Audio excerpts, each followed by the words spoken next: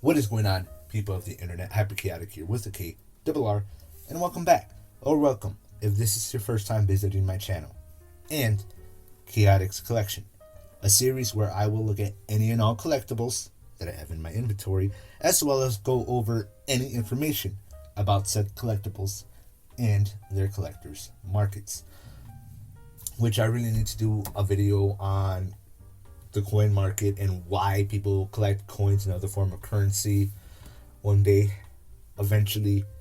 But I'm gonna be honest, people, it's probably gonna be a while till I eventually do that video, because I already have a cointuber video in the works, and I will eventually go over coin designs and coin mint market and their minteries, and then from there I'm gonna start actually looking at coins. And in between me looking at coins, I will do a video going over the coin market and why people collect coins. But I just want to make that very clear.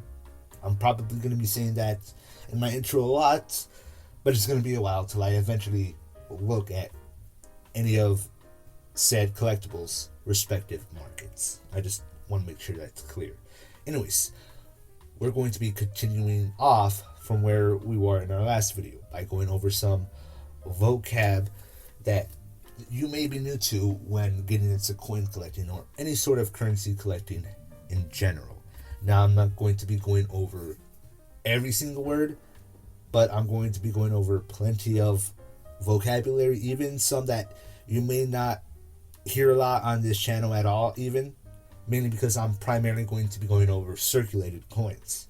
However, maybe you yourself may want to look at more than just circulated coins. So I'm still going to be going over plenty of vocabulary, mainly ignoring the ones that would get a little bit redundant when I already explained certain information. For example, in the last video, I explained what annealing was, because that was one of the vocabulary words, what annealing was when you anneal a coin.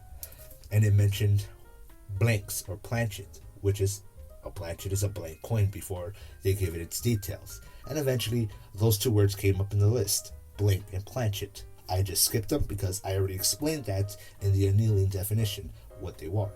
But for the most part, even if some of these vocab words have nothing to do with circulated coins, I'm still going to go over them because maybe yourself may want to collect or invest in more than just circulated coins, such as bullions.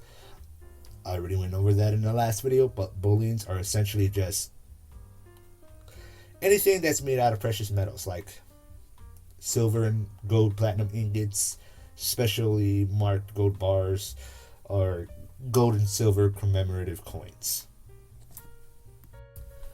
Now, for those who may be new to me, or who may have just missed the last Khaotic Collection video or videos, I will leave a link down below in the description, or an iCard on screen if you're on YouTube, or an card after this video for you guys to watch my last two Khaotic Collection video, one on coin anatomy and coin finishes, and the previous part on coin Linguo, so you can catch up before you continue with this video, or if you want, watch this one first, then catch up. I will also leave a link in the description down below for the original website I learned this information from, which is the US Mint website, usmint.gov.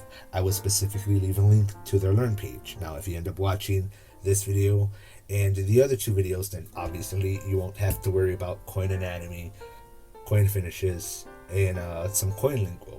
But there's a lot of more other information you can learn when it comes to coin collecting and, well, collecting other forms of currency. Unless, of course, you just want to wait for me to eventually go over it, then just subscribe to the channel and make sure to leave a like on the video.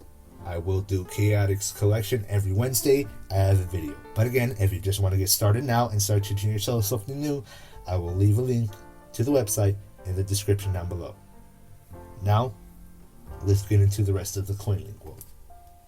And thanks for clicking on this video. I really appreciate it.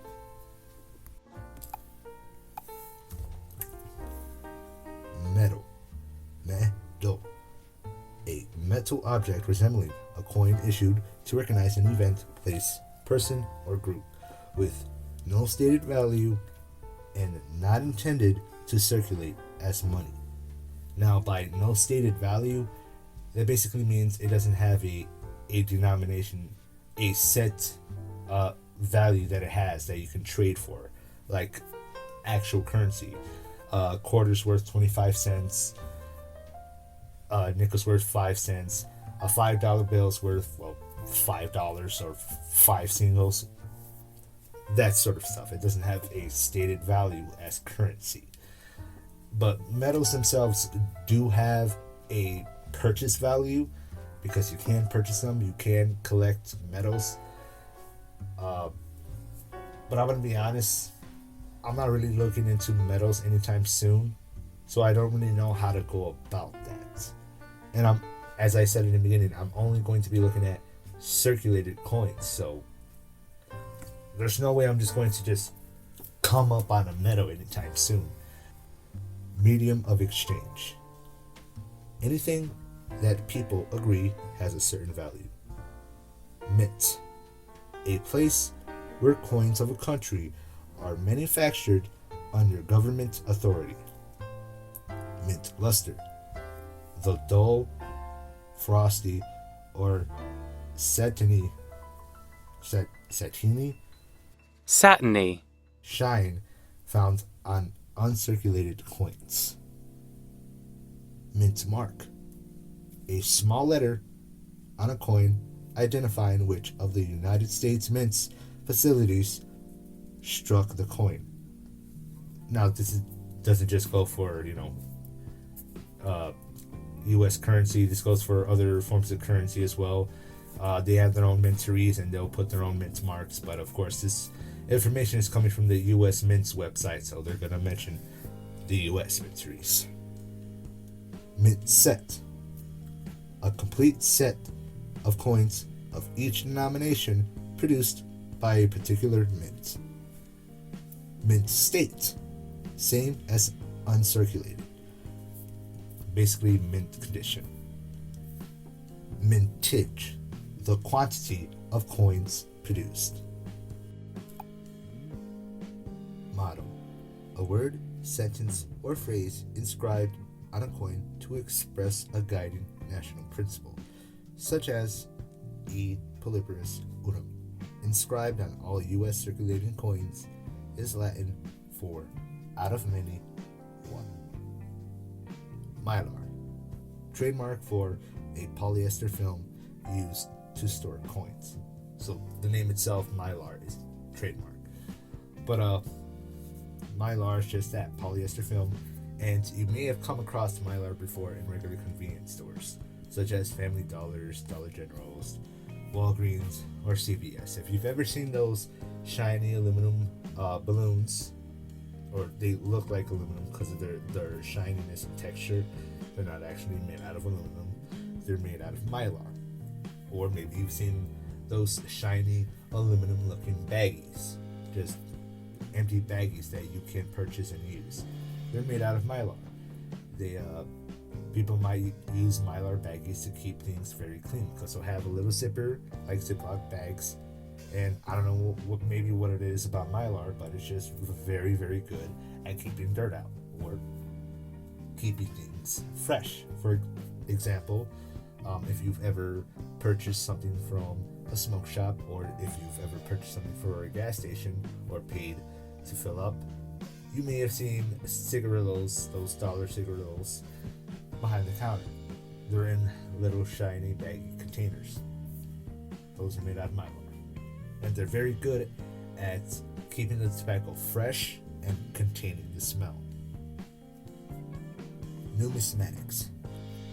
The study and collecting of things that are used as money, including coins, tokens, paper bills, and apparently it includes metals in this definition. Not sure why, as we have already made clear that, well, metals don't really have a stated value, but again, they are made out of precious metals, so maybe they do have some sort of value in that sense, just like bullions or proven uncirculated coins. I mean, those aren't really made out of precious metals, but still. Obsolete. A coin design or type that is no longer produced. Off-center. Describes a coin that has received misaligned strike from the coin press and has portions of its design missing. Overstrike. A new coin produced with a previously struck coin used as the planchet. Pattern. An experimental or trial piece, generally of a new design or metal. Metal, not metal like medallion, metal. Proof set. A complete set of proof coins of each denomination made in a year. Restrike. A coin that is minted using the original dies but at a later date. Riddler. A machine that screens out blanks, planchets that are the wrong size or shape. Roll. Coins packaged by banks, dealers, or the United States Mint. Now, before we get right back into the coin lingo, I just want to go over a quick passage about overstrike coins, because when I looked up overstrike coins, when you just look up overstrike coins in general, you're going to get more coins from like ancient times, such as Greek and Roman coins from the Greek and Roman Empire, or sometimes maybe even Egyptian coins, or from like the medieval period, from the various medieval kingdoms throughout Europe. You will sometimes find some images of modern day overstrike coins, but they don't really happen too often in modern day because the process of overstriking is not really done too often. It's an obsolete method that doesn't really need to be done. However, in some cases, apparently, it still is. I don't know why, especially when they literally have professionals look at the coins, and if it's not perfection, they basically send it back and let it go through the whole process all over again after they melt it back down to an alloy, of course, although fucked up change. But I don't know why they still even bother to overstrike, but they do still overstrike, especially since the double strike error is a thing that exists because of a failed overstrike. Let me go ahead and go over that said passage. In numismatics, an overstrike describes a situation in which an existing coin rather than a blank is struck with a new design. We know that part. This practice is now obsolete and generally occurred for two purposes. Overstriking was sometimes done for technical reasons when a first strike is unsatisfactory, or accidentally if the blank slips out of place or if the dies judder, resulting in a slight doubling of the design, such as a double strike error. However, sometimes old or worn coins were overstruck with new designs by later rulers or foreign states. In the ancient world, use of overstrikes was not uncommon, since the manufacture of lands was resource consumptive. Thus, a foreign or outdated coin could be overstruck with less investment than new mintage. Evidence of overstriking appears as early as about 500 BC, when coins of Aegina, I'm not exactly sure if I'm pronouncing that right, were overstruck by the ancient city of Cydonia in Crete. In this case, and many others, the overstrike can be a valuable aid to dating an ancient coin, an era when dates were not commonly affixed to the design. Due to a shortage of silver, the mint of George III of Great Britain used Spanish silver dollars in the early 19th century and overstruck the king's image and legends onto them. So, just due to the technology of the time and resources, overstriking a coin was just the best way to fix it, make it proper.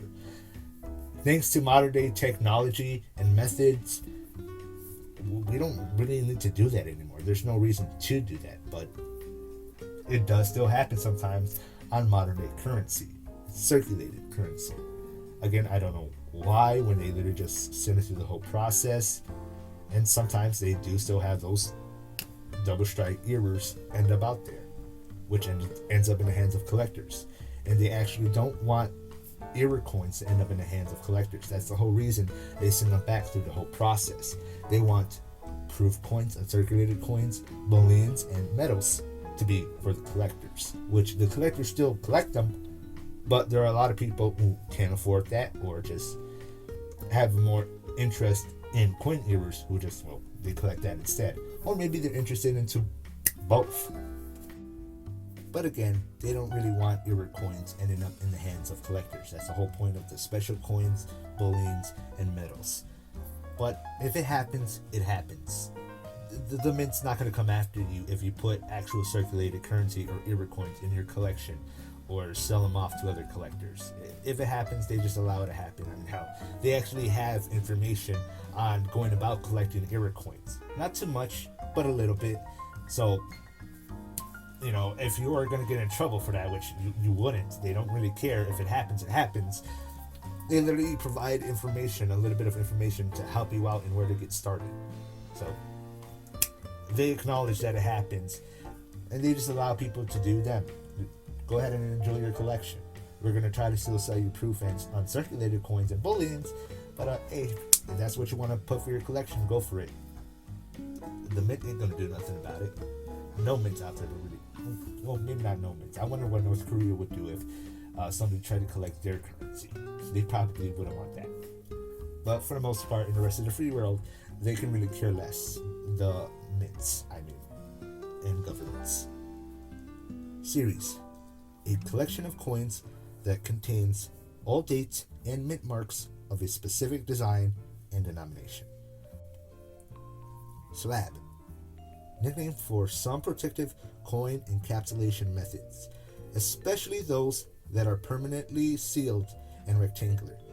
The ones that get permanently sealed are for the ones that are of just especially valuable, perfect for like somebody's collection, and you want to preserve it and don't want it to lose its value. If it has value, sometimes they seal ones that are not really valuable. They don't have a lot of value to it, but they still want to preserve the coin. Others will be, you can open them just so you can actually pull the coin out and look at it, or even polish it. Some people like to polish certain coins within their collection, which I've heard is typically not recommended unless you're actually keeping stuff in your collection. Otherwise, if you're doing this as a financial investment, if you actually want to sell these, you don't really want to polish your coins, and you sure as hell don't ever want to clean a coin. So let's make that very clear. If you find a coin that's filthy, don't do anything.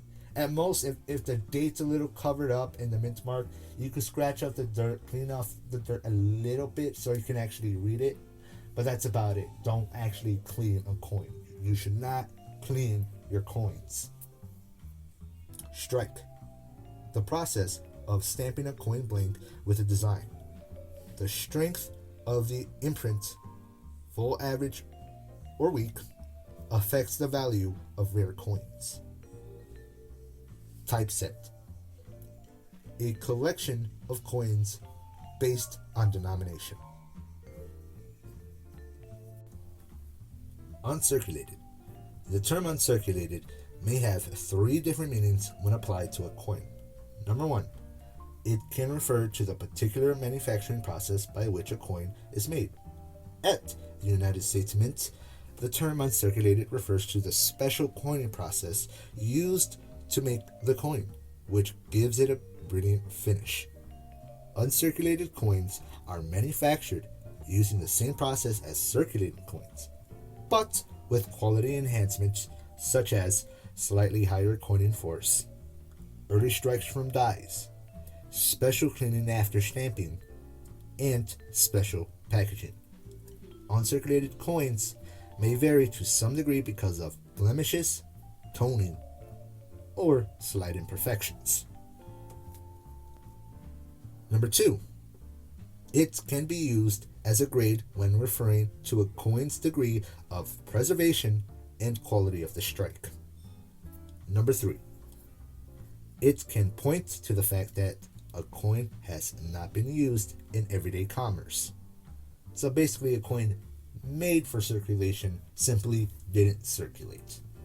The best way to get your hands on one of these uncirculated coins is usually you go to a bank or a mintery and you just order a roll of coins, but you want to order the oldest box of coins that they have, as old as possible, because that's where the real money's going to be at. Now, whatever box of coins you get, if it hasn't even gone through circulation yet, it's going to be in mint condition. But the older the coin, the more value it may have as an uncirculated coin. Another way to get your hands on uncirculated coins is to simply get your hands on them through circulation when they're in mint condition, usually when it's very, very early in the year. When it's very early in the year, new coins will be produced for that year. So just take one of the brand new coins produced for that year, put it in a little capsule, and just preserve it. Just preserve it. That would go under number 2. A grade referring to the coin's degree of preservation and quality of the strike. Other than purchasing, that's how you can get your hands on an uncirculated coin. And not a mint-made one at that. Upsetting mill. A machine that raises the rim on both sides of a blank. So, a rim is pretty much one of the very first details that a coin is going to get. Until it goes through the upsetting mill, the coin is pretty much going to be just as flat as the sheet metal it was punched out of. And the reason why they call it an upsetting mill is because the process in of itself is called upsetting the coin. Strange name for the process, I know. I absolutely have no idea who came up with that term, that name for the process, but that's legitimately the name of the process, upsetting the coin. Because they call the process upsetting the coin, they call this machine an upsetting mill. Variety. A minor change from the basic design type of a coin. Year sets. A collection of all coins issued by a country for any one year. Does not necessarily include every mint mark. And that right there was the final vocab word, ladies and gentlemen. We are at the end of the video. Alright, now that we're at the end of the video, I just want to remind you guys one more time that if you haven't seen part 1 or my coin anatomy video, the link will be down below in the description, as well as the link to the website to see the information for yourself. I hope these videos are very informative, and I will continue to go over the basics on coin collecting and numismatics as I continue on Khaotic Collection. Again, after the coin era, coin designs, and coin mint mark videos, that's when I want to start looking at circulated coins, and here and there I'll do more informative videos. But for right now, for the most part, I'm just trying to stick to the basics and make sure I explain them as if whoever may be watching is 5 years old. I mean, for the most part, the information from the usmint.gov's website, I don't know why I keep saying .gov at the end, but the US Mint's website is very simple to understand. It's very digestible. Literally a 5-year-old can understand what's being said on the website. So if you're a beginner or if you're just struggling to find the right information, click that link down below, check it out for yourself, or hit the subscribe button and just wait for me to go over it. I just want to make sure this information is a bit more easy and readily available on YouTube for those who are new to coin collecting, or just for those who are new to Khaotic Collection, just in general. But yeah, see you guys next week or the week after if the video is not ready for the video on coin errors. And I really hope this video was very informative and helpful for somebody out there, especially if for whatever reason you've been trying to learn the basics on coin collecting and Google just outright refuses to give you a link to that or any other informative website that just goes over the basics. It took me a while to find this website because Google just refused to give me any links that are just straight to the point and just have all the basics packaged up for me. Thank you to the US Mint for making this way easier for me to learn, and now I can pass on that information to everybody else. Khaotic out. Have a good one.